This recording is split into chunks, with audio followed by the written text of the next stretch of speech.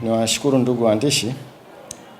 Mimi ni mmoja miongoni mwa watu 36 waliokuwepo kwenye kesi ya maarufu kesi ya uamsho ambayo mahakamani ilikuwa ikisomeka kama pia 29 ya 2014 na baadaye Mahakama Kuu Criminal Session 121.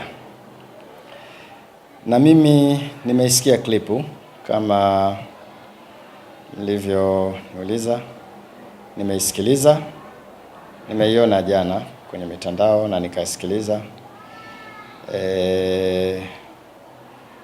Ukweli ni kwamba mimi binafsi nikiwa kama mshtakiwa namba 30 kwenye kesi hiyo, sikuwahi kuona popote ambapo BAKWATA walihusika kutusaidia kwa namna yoyote ile, kwa sababu sisi tulikuwa mahakamani kwa miaka takribani 8 mpaka kesi inaanza kuzungumzwa mpaka inaisha ni miaka 9, na hatukuwahi kuwasikia wala kuwaona BAKWATA kutusaidia katika namna yoyote, isipokuwa taasisi ambayo ilikuwa ikishughulika na kesi hizo kuanzia wakati huo mpaka hii leo ni Shura ya Maimamu na si vinginevyo.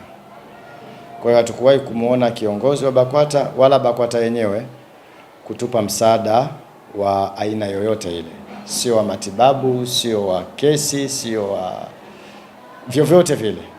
Kwa hiyo jana hata mimi nimestaajabu sana kumuona kiongozi mkubwa wa BAKWATA anazungumza na kujinasibu kwamba yeye kauli yake moja tu alizungumza, siku moja ya pili tukatoka, jambo ambalo haliwezekani kisheria wala katika hali ya kawaida ya kibinadamu. Hakuna jambo kama hilo.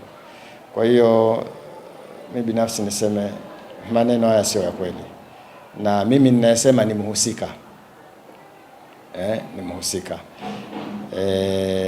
Ingelikuwa kuna hilo, sisi tungekuwa wa kwanza kusema. Yaani ingekuwa kuna hilo lilifanyika, sisi kama washtakiwa ambao tulikuwa mahakamani tungekuwa wa kwanza kulisema hilo. Lakini sisi kesi imepelekwa mahakamani, Shura ilituwekea mawakili 9 na walikuwa wakija mahakamani kwa muda wote ambao tupo mahakamani, na tukazungumza kesi mpaka kufikia kushinda kesi 14. Kwa hiyo mmenifuata kuniuliza, na mimi niseme kauli ile nimeisikia na si kauli ya kweli.